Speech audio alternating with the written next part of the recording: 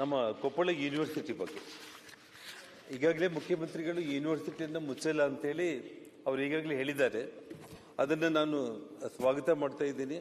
ಆದರೆ ಕೊಪ್ಪಳ ಯೂನಿವರ್ಸಿಟಿಯಲ್ಲಿ ಈಗಾಗಲೇ ಅವರು ಮುಚ್ಚಿಲ್ಲ ಅಂತಂದ್ರೂ ಕೂಡ ಮುಚ್ಚೋಗೋ ಸ್ಥಿತಿ ಬಂದಿದೆ. ಸುಮಾರು 40 ಕಾಲೇಜುಗಳು ಕೊಪ್ಪಳ ಯೂನಿವರ್ಸಿಟಿ ವ್ಯಾಪ್ತಿಗೆ ಬರ್ತಾ ಇರುವಂಥದ್ದು. 16,000 ವಿದ್ಯಾರ್ಥಿಗಳು ಈ ಯೂನಿವರ್ಸಿಟಿಯಲ್ಲಿ ವ್ಯಾಸಂಗ ಮಾಡ್ತಾ ಇರುವಂಥದ್ದು. ಯಾವುದೇ ರೀತಿ ಮೂಲಭೂತ ಸೌಲಭ್ಯಗಳನ್ನೋದು ಏನೂ ಇಲ್ಲ. ಇವತ್ತು ನಾನು ಅಲ್ಲಿ ಹೋಗಿ ಕಂಡಾರ ವೈಸ್ ಚಾನ್ಸಲರು ಅಲ್ಲಿ ರವಿ ಅವರು ಅಂತೇಳಿ ಅವ್ರ ಜೊತೆಯಲ್ಲಿ ಹೋಗಿ ಮಾತಾಡಿದಾಗ ಅಲ್ಲಿ ಬಿಲ್ಡಿಂಗ್ ಬಿಟ್ಟರೆ ಯಾವುದೇ ಒಂದು ಸವಲತ್ತುಗಳು ಕೂಡ ಇಲ್ಲ.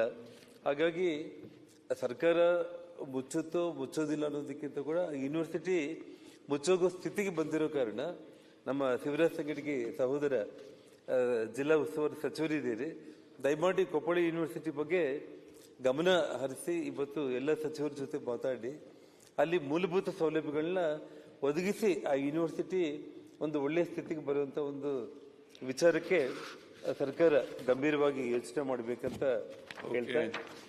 ಇನ್ನೊಂದು ಮುಖ್ಯವಾದ ವಿಷಯ ಏನಂತಂದ್ರೆ, ನಾನೊಂದು 5 ನಿಮಿಷಕ್ಕಿಂತ ಹೆಚ್ಚು ತಗೊಳ್ಳಲ್ಲ ಅಧ್ಯಕ್ಷ.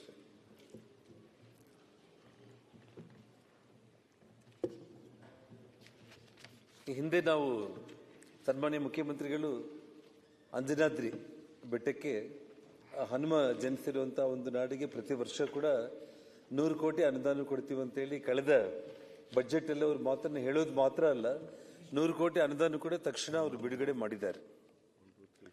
ಅದಕ್ಕೆ ಸಂಬಂಧಪಟ್ಟು ಇವತ್ತು ಕೆಲವೊಂದು ಕೆಲಸಗಳೆಲ್ಲೂ ಕೂಡ ಪ್ರಾರಂಭ ಆಗಿದೆ. ಆದರೆ ಈ ವರ್ಷ ಸಂಪೂರ್ಣವಾಗಿ ಅಂಜನಾದ್ರಿ ಬೆಟ್ಟದ ವಿಚಾರ ಆಗಲಿ ಏನೂ ಕೂಡ ಅವರು ಬಜೆಟ್ ಅಲ್ಲಿ ಪ್ರಸ್ತಾಪ ಮಾಡದೇ ಇರೋದು ತುಂಬಾ ಬೇಜಾರಾಗಿರುವಂತ ವಿಚಾರ.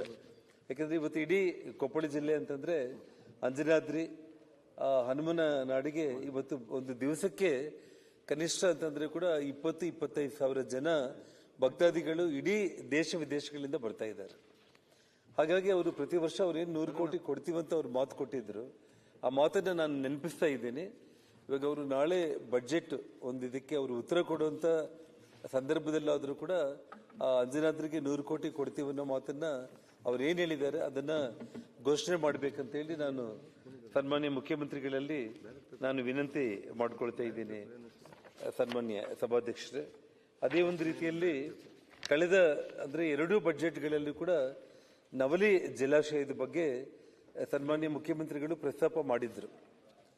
ಕಳೆದ ವರ್ಷ ಬಜೆಟ್ ಅಲ್ಲಿ 1000 ಕೋಟಿ ಹಣವನ್ನು ಕೂಡ ಅದಕ್ಕೆ ಘೋಷಣೆ ಮಾಡೋದ್ರ ಮೂಲಕ ಅದನ್ನು ನಾವು ಅನುಷ್ಠಾನಗೊಳಿಸ್ತೀವಿ ಅಂತೇಳಿ ಸನ್ಮಾನ್ಯ ಮುಖ್ಯಮಂತ್ರಿಗಳು ಹೇಳಿದ್ರು. ಆದರೆ ಈ ಬಜೆಟ್ ಅಲ್ಲಿ ನವಲಿ ಜಲಾಶಯನೇ ಆ ಪದನೇ ಕಾಣಿಸ್ತಾ ಇಲ್ಲ. ಅದು ಏನಾಗಿದೆ ನಮ್ಮ ಉಸ್ತುವಾರಿ ಮಂತ್ರಿಗಳಿಗೆ ಗೊತ್ತಾಗಬೇಕು.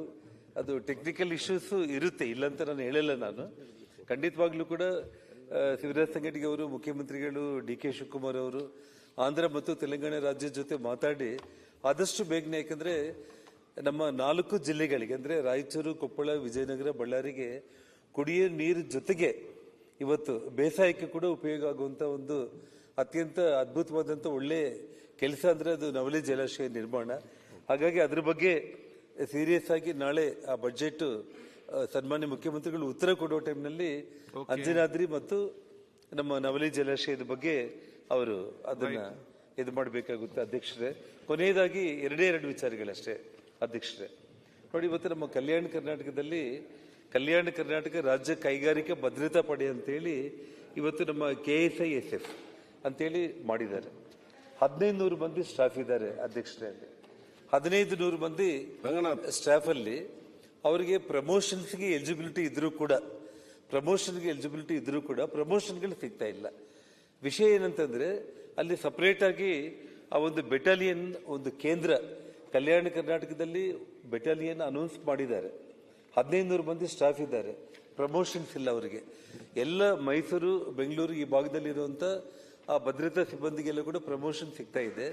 ಅಲ್ಲಿರೋರ್ಗೆ ಯಾಕೆ ಸಿಗ್ತಾ ಇಲ್ಲ ಅಂತಂದ್ರೆ ಅವ್ರಿಗೆ ಸಪರೇಟ್ ಒಂದು ಕೇಂದ್ರ ಸ್ಥಾನವನ್ನ ಕಲ್ಯಾಣ ಕರ್ನಾಟಕದಲ್ಲಿ ಸ್ಥಾಪನೆ ಮಾಡಿದ್ರೆ ಮಾತ್ರ ಅವರಿಗೆ ಪ್ರಮೋಷನ್ಸ್ಗೆ ಎಲಿಜಿಬಿಲಿಟಿ ಬರುತ್ತೆ. ಇವತ್ತು ನಾವು ಕಲ್ಯಾಣ ಕರ್ನಾಟಕ ಭಾಗದ ಜನರನ್ನ ಅಭಿವೃದ್ಧಿ ಮಾಡಬೇಕು ಅಂತ ಹೇಳಿ ಎಷ್ಟೆಷ್ಟೋ ಸ್ಕೀಮ್ಗಳನ್ನ ನಾವು ತಗೊಂಡು ಬರ್ತಾ ಇದ್ದೀವಿ. ಆದ್ರೆ ಅಲ್ಲಿರುವಂತ ಕಾನ್ಸ್ಟೇಬಲ್ ಆಗಿ ಹೆಡ್ ಕಾನ್ಸ್ಟೇಬಲ್ ಆಗಿ ಎಸ್ ಐ ಆಗಿ ಸುಮಾರು ವರ್ಷಗಳಿಂದ ಪ್ರಮೋಷನ್ಸ್ ಇಲ್ದೇನೆ ತುಂಬಾ ಅವರು ನೋವು ಪಟ್ಕೊಳ್ತಾ ಇದ್ದಾರೆ. ದಯಮಾಡಿ ಸರ್ಕಾರ ಅಲ್ಲಿ ಇವತ್ತು ನಮ್ಮ ಯಾವುದೇ ಒಂದು ಕಲ್ಯಾಣ ಕರ್ನಾಟಕದಲ್ಲಿ ಯಾವುದೇ ಒಂದು ಸೆಂಟರ್ ಪಾಯಿಂಟ್ ತಗೊಂಡು ಇವತ್ತಿಲ್ಲಿ ನಮ್ಮ ಪ್ರಿಯಾಂಕಾ ಖರ್ಗೆ ಕೂಡ ಇದ್ದಾರೆ. ದಯಮಾಡಿ ಈ ವಿಷಯ ಗಂಭೀರವಾಗಿ ತಗೊಳ್ಳಿ. ಯಾಕಂದ್ರೆ ಒಂದು ಭದ್ರತಾ ಪಡೆಯ ಬೆಟಾಲಿಯನ್ ಕೇಂದ್ರ ಸ್ಥಾನವನ್ನು ನಾವಲ್ಲಿ ಸ್ಥಾಪನೆ ಮಾಡಿದ್ರೆ ಮಾತ್ರ ಅವರು ಪ್ರಮೋಷನ್ಸ್ಗೆ ಎಲಿಜಿಬಿಲಿಟಿ ಆಗ್ತಾರೆ. ಹಾಗಾಗಿ ಇದೊಂದು ವಿಷಯ, ಇದು ಅದನ್ನ ತಾವು ಮಾಡ್ಬೇಕಂತೇಳಿ ಕೇಳ್ತಾ, ಕೊನೆಯದಾಗಿ ಅಧ್ಯಕ್ಷರೇ, ಇವತ್ತು 4 ಲಕ್ಷ ಕೋಟಿ ಬಜೆಟ್ ನಾವು ಪ್ರಸ್ತಾಪ ಮಾಡಿದ್ದೀವಿ. ಆದರೆ ನಾನಿವತ್ತು ನಿಮಗೆ ಪ್ರಸ್ತಾಪ ಮಾಡ್ತಾ ಇರೋದು ಕೇವಲ ಲಕ್ಷಗಳು ಖರ್ಚಾಗುವಂಥ ಒಂದು ವಿಚಾರ. ಇವತ್ತು ಇಡೀ ಕರ್ನಾಟಕ ರಾಜ್ಯದಲ್ಲಿ ಪ್ರತಿ ಜಿಲ್ಲೆಯಲ್ಲೂ ಕೂಡ ಇವತ್ತು ಜಿಲ್ಲಾ ವಿಕಲಚೇತನರ ಪುನರ್ವಸತಿ ಕೇಂದ್ರಗಳಂತೇಳಿ ಇದೆ. ಅಂದರೆ ಈ ನಿರ್ಗತಿಕರಿಗೆ, ನಿಸ್ಸಹಾಯಕರಿಗೆ, ಬುದ್ಧಿಮಾಂದ್ಯ ಮಕ್ಕಳಿಗೆ ಇಂಥವ್ರೆಲ್ಲರಿಗೂ ಕೂಡ ಸೇವೆ ಮಾಡುವಂಥ ಇವತ್ತು ಅಲ್ಲಿರುವಂಥ ಟೀಚರ್ಸು, ಆ ಇನ್ಸ್ಟಿಟ್ಯೂಷನ್ಗಳಿಗೆ ಸ್ಯಾಲ್ರಿ ಇವತ್ತು ಸುಮಾರು ಹೆಚ್ಚು ಕಡಿಮೆ 10 ವರ್ಷಗಳಿಂದ ಕೂಡ ಇನ್ಕ್ರೀಸ್ ಆಗಿಲ್ಲ. ಯಾಕೆಂದ್ರೆ ಬಹಳ ಮನಸ್ಸಿಂದ, ಹೃದಯದಿಂದ ಅವ್ರ ಮನೆ ಮಕ್ಕಳ ತರ ನೋಡ್ಕೊಂಡು ಅವ್ರಿಗೆ ಸೇವೆ ಮಾಡ್ತಾ ಇರ್ತಾರೆ. ಹಾಗಾಗಿ ಆ ಟೀಚರ್ಗಳಿಗೆ, ಆ ಇನ್ಸ್ಟಿಟ್ಯೂಷನ್ಗಳಿಗೆ ಸ್ಯಾಲ್ರಿ ಇನ್ಕ್ರೀಸ್ ಮಾಡೋದಕ್ಕೆ ಸರ್ಕಾರ ಒಂದು ಯೋಚನೆ ಮಾಡಿ ತಕ್ಷಣ ಅದನ್ನ ಎಲ್ಲ ಅವ್ರ ಹತ್ರ ಕಂಪ್ಲೀಟ್ ರೆಡಿಯಾಗಿದೆ. ಅವ್ರ ಅನುಮೋದನೆ ಮಾಡಿ ಆ ಸ್ಯಾಲ್ರೀಸ್ ಇನ್ಕ್ರೀಸ್ ಮಾಡಬೇಕು. ಜೊತೆಗೆ ಅಂಗವಿಕಲರ ವೇತನಗಳೇನಿದೆಯಲ್ಲ ಅದು ಇದುವರೆಗೂ ಕೂಡ ಸುಮಾರು ವರ್ಷಗಳಿಂದ ಅವರ ಪೆನ್ಷನ್ ಸ್ಕೀಮ್ಸ್ ಏನಿದೆ ಹಳೇದು ಅದು ಹಾಗೆ ಕಂಟಿನ್ಯೂ ಆಗ್ತಾ ಇದೆ. ಇವತ್ತಿನ ಖರ್ಚು ವೆಚ್ಚಗಳು ತುಂಬಾ ಜಾಸ್ತಿ ಆಗಿರೋ ಕಾರಣ ಅವ್ರಿಗೆ ಸ್ವಲ್ಪ ಪೆನ್ಷನ್ ನ ಹೆಚ್ಚು ಮಾಡಬೇಕು ಅಂತೇಳಿ ರಿಕ್ವೆಸ್ಟ್ ಮಾಡ್ತಾ, ಕೊನೆಯದಾಗಿ ಇನ್ನು ಒಂದೇ ಒಂದು ವಿಷಯ, ಯಾಕಂದ್ರೆ ನಾನು ಮೊನ್ನೆ ಇದ್ದಿಲ್ಲ ಅಧ್ಯಕ್ಷ, ನಾನಿನ್ನೆ 2-3 ಮಿನಿಟ್ಸ್ ನಾನು ಟೈಮ್ ತಗೊಳ್ತೀನಿ, 2-3 ನಿಮಿಷನೇ ಅಷ್ಟೇ. ಮತ್ತು ಬಳ್ಳಾರಿ ವಿಮಾನಾಶ್ರಯದ ಬಗ್ಗೆ ಕಳೆದ 2 ಬಜೆಟ್ಗಳಲ್ಲಿ ಕೂಡ ಪ್ರಸ್ತಾಪ ಮಾಡಿದ್ರು. ಈ ಬಜೆಟ್ ಅಲ್ಲಿ ಅದರ ಪ್ರಸ್ತಾಪನೆ ಪೂರ್ತಿ ಕೈಬಿಟ್ಟಿದ್ದಾರೆ. 900 ಎಕರೆ ಜಮೀನಿದೆ. ದಯಮಾಡಿ ಅದನ್ನು ಯಾಕೆ ವಿಳಂಬ ಆಗ್ತಾ ಇದೆ ಅನ್ನೋದು ನನಗಂತೂ ವಿಷಯ ಗೊತ್ತಾಗ್ತಾ ಇಲ್ಲ. ಸರ್ಕಾರ ಕನಿಷ್ಠ ಮುಖ್ಯಮಂತ್ರಿಗಳು ನಾಳೆ ಬಜೆಟ್ ಉತ್ತರ ಕೊಡೋ ಟೈಮ್ನಲ್ಲಿ ಬಳ್ಳಾರಿ ವಿಮಾನಾಶ್ರಯದ ಬಗ್ಗೆ ಒಂದು ಕ್ಲಾರಿಟಿ ಕೊಡಲಿ. ಇಲ್ಲದೆ ಹೋದ್ರೆ ಅಲ್ಲಿ ಬಳ್ಳಾರಿ ಜನರು ತುಂಬಾ ಬೇಜಾರಾಗಿದ್ದಾರೆ ಅನ್ನೋಂಥ ಒಂದು ವಿಚಾರ ಹೇಳ್ತಾ, ವಿಶೇಷವಾಗಿ ಮೊನ್ನೆ ಸನ್ಮಾನ್ಯ ಮುಖ್ಯಮಂತ್ರಿಗಳನ್ನ ನಾನು ವೈಯಕ್ತಿಕವಾಗಿ ಅವ್ರಿಗೊಂದು ಲೆಟರ್ ಕೊಟ್ಟಿದ್ದೀನಿ. ಅವರು ಭರವಸೆ ಕೊಟ್ಟಿದ್ದಾರೆ. ಇವತ್ತು ಹಂಪಿ ಮತ್ತು ಆನೆಗುಂದಿಯಲ್ಲಿ ಇವತ್ತು ಏನು ಅಲ್ಲಿ ನಡೀತಾ ಇರುವಂತ ಒಂದು ದುರ್ಘಟನೆಗಳು, ಇವತ್ತು 3 ಲಕ್ಷ ವಿದೇಶಿಯರು ಬರ್ತಾ ಇರುವಂತ ಒಂದು ಪ್ರದೇಶ ಅಧ್ಯಕ್ಷರೇ. ಅದು ಒಂದು ವರ್ಷಕ್ಕೆ 3 ಲಕ್ಷ ಪ್ರವಾಸಿಗರು ಬರ್ತಾ ಇರುವಂತದ್ದು, ವಿದೇಶಿ ಪ್ರವಾಸಿಗರು. 40 ಲಕ್ಷ ನಮ್ಮ ಸ್ವದೇಶಿ ಪ್ರವಾಸಿಗರು ಬರ್ತಾ ಇದ್ದಾರೆ. ಆಯ್ತು. ನಾನು ಹಂಪಿಯಲ್ಲಿ ಈ ಹಿಂದೆ ನಾನೇನು ಸಚಿವನಾಗಿರುವಂತ ಸಂದರ್ಭದಲ್ಲಿ ಅಲ್ಲೊಂದು ಪೊಲೀಸ್ ಸಬ್ ಡಿವಿಷನ್ ಮಾಡಿದ್ದೆ. ಒಬ್ಬ ಡಿವೈಎಸ್ಪಿ ಅಧಿಕಾರಿ ಮತ್ತು ಒಂದು 32 ಪೊಲೀಸ್ ತಂಡಗಳನ್ನ ರಚನೆ ಮಾಡೋದ್ರ ಮೂಲಕ 64 ಮಂದಿ ಪೊಲೀಸರು ರಾತ್ರಿ ಹಗಲು ಕೂಡ ಅಲ್ಲಿ ಗಸ್ತನ್ನ ತಿರುಗಾಡ್ತಾ ಇದ್ರು. ಆದ್ರೆ ಇವತ್ತು ದುರದೃಷ್ಟ ಅಂತಂದ್ರೆ ಆ ಪೊಲೀಸ್ ಸಬ್ ಡಿವಿಷನ್ ತೆಗೆದ್ಬಿಟ್ಟಿದ್ದಾರೆ ಇವತ್ತು ಹಂಪಿಯಿಂದ.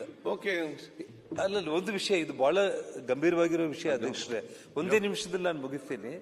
ಆ ಪೊಲೀಸ್ ಸಬ್ ಡಿವಿಷನ್ ನ ಮುಖ್ಯಮಂತ್ರಿಗಳು ಅದನ್ನ ನಾನು ತಕ್ಷಣ ಕೈಗೊಳ್ತೀನಿ ಅಂತ ಹೇಳಿದ್ದಾರೆ. ಗೃಹ ಸಚಿವರು ಕೂಡ ಇಲ್ಲಿದ್ದಾರೆ. ಯಾಕೆಂದ್ರೆ ಇಂಥ ಘಟನೆ ಮತ್ತೆ ನಾಳೆ ನಾಡಿದ್ದು ಮತ್ತೆ ಇನ್ನೊಂದು ಆದ್ಮೇಲೆ ನಾವು ಇದ್ರ ಬಗ್ಗೆ ಮಾತಾಡಿದ್ರೆ ಪ್ರಯೋಜನ ಇಲ್ಲ. ಹಾಗಾಗಿ ಹಂಪಿ ಆನೆಗುಂದಿನ ಎರಡನ್ನ ಸೇರಿಸಿ ಒಂದೇ ವ್ಯಾಪ್ತಿಗೆ ತಗೊಂಡು ಬಂದು ಹಂಪಿಯಲ್ಲಿ ಡಿವೈಎಸ್ಪಿ ಮಟ್ಟದ ಅಧಿಕಾರಿನ ಇಡೋದ್ರ ಮೂಲಕ ಆನೆಗುಂದಿಯಲ್ಲಿ ವಿಶೇಷವಾದ ಒಂದು ಪೊಲೀಸ್ ಸ್ಟೇಷನ್ ಮಾಡಿ ಅಲ್ಲೊಬ್ಬ ಪೊಲೀಸ್ ಸರ್ಕಲ್ ಇನ್ಸ್ಪೆಕ್ಟರ್ನ ಮಾಡೋದ್ರ ಮೂಲಕ ಸಿಬ್ಬಂದಿ ಜಾಸ್ತಿ ಆಗ್ತಾರೆ. ರಾತ್ರಿ ಹಗಲು ಪೊಲೀಸರು ಚೆಕ್ ಪೋಸ್ಟ್ಗಳು ಹಾಕಿ ಓಡಾಡ್ತಾ ಇದ್ರೆ ಇಂಥ ದುಷ್ಕೃತಿಗಳು ಮತ್ತೆ ಮುಂದೆ ಆಗಲ್ಲ. ಜೊತೆಗೆ ಇವತ್ತು ನೋಡಿ ಅಲ್ಲಿ ಕೇವಲ ಅವ್ರ ಜೀವನ ಅಲ್ಲಿ ಹಂಪಿ ಆನೆಗುಂದಿ ಭಾಗದಲ್ಲಿ ಈ ಟೂರಿಸ್ಟ್ಗಳು ಬರೋದ್ರಿಂದನೇ ಅಲ್ಲಿರುವಂತ ಗ್ರಾಮೀಣ ಭಾಗದ ಜನರು ಸಣ್ಣ ಪುಟ್ಟ ಹೋಮ್ ಸ್ಟೇಗಳು, ರಿಸಾರ್ಟ್ಸ್ ಮಾಡ್ಕೊಂಡು ಬದುಕ್ತಾ ಇದ್ದಾರೆ. ಇವತ್ತು ನೋಡಿ ಅಧ್ಯಕ್ಷರೇ, ಒಂದು ಘಟನೆ ಆದ ತಕ್ಷಣ ಇವತ್ತು ನಿನ್ನೆ ತಹಸೀಲ್ದಾರ್ ಎಸಿಗಳೆಲ್ಲ ಕೂಡ ಬಂದು ಎಲ್ಲರನ್ನ ಬಂದ್ ಮಾಡಿಸ್ಬಿಟ್ಟಿದ್ದಾರೆ. ಇವತ್ತು ಎಲ್ಲರೂ ಪ್ರವಾಸಿಗರೆಲ್ಲ ಖಾಲಿ ಮಾಡ್ಕೊಂಡ್ಬಿಟ್ಟು 150 ಹೋಮ್ ಸ್ಟೇಗಳಿಂದ ಎಲ್ಲ ಪ್ರವಾಸಿಗರು ವಾಪಸ್ ಹೋಗ್ಬಿಟ್ಟಿದ್ದಾರೆ. ಸನ್ಮಾನ್ಯ ಎಚ್ ಕೆ ಪಾಟೀಲ್ರು ಇಲ್ಲಿ ಹಿರಿಯರಿದ್ದಾರೆ. ಅವರು ನೋಡಿ ಇವತ್ತು ಅಲ್ಲ ಅಧ್ಯಕ್ಷ, ಇವತ್ತು ವಿದೇಶಗಳಲ್ಲಿ ಒಂದು ಕೆಟ್ಟ ಸಂದೇಶ ಹೋಗ್ಬಾರ್ದು. ಎಲ್ಲರೂ ಖಾಲಿ ಮಾಡ್ಕೊಂಡು ಹೆದರ್ಕೊಂಡು ಹೋಗ್ಬಿಟ್ಟಿದ್ದಾರೆ. ದಯಮಾಡಿ ಇದನ್ನ ಸದನ ಮುಗಿದ ಮೇಲೆ ಆದ್ರೂ ಕೂಡ ಗೃಹ ಸಚಿವರು, ಪ್ರವಾಸೋದ್ಯಮ ಸಚಿವರು ಉಸ್ತುವಾರಿ ಸಚಿವರಾಗಿರುವಂಥ ನಮ್ಮ ತಗಡ್ಗಿ ಅವರು ಎಲ್ಲರೂ ಕೂಡ ಸೇರಿ ಗಂಭೀರವಾಗಿ ಒಂದು ಮೀಟಿಂಗ್ ಅನ್ನ ಮಾಡಿ ಇವತ್ತು ಆನೆಗುಂದಿ ಹಂಪಿ ಆ ಪ್ರವಾಸಿಗರ ರಕ್ಷಣೆಗೆ ಇವತ್ತು ಪೊಲೀಸ್ ಭದ್ರತಾ ವ್ಯವಸ್ಥೆಯನ್ನ ಮಾಡ್ಬೇಕಂತೇಳಿ ಮನವಿ ಮಾಡಿಕೊಂಡು ನಾನು ನಿಮ್ಮ ಮಾತನ್ನು ಮುಕ್ತಾಯ ಮಾಡ್ತಾ ಇದ್ದೀನಿ. ಚಿಕ್ಕಮದು ತಮಗೆ ಧನ್ಯವಾದ.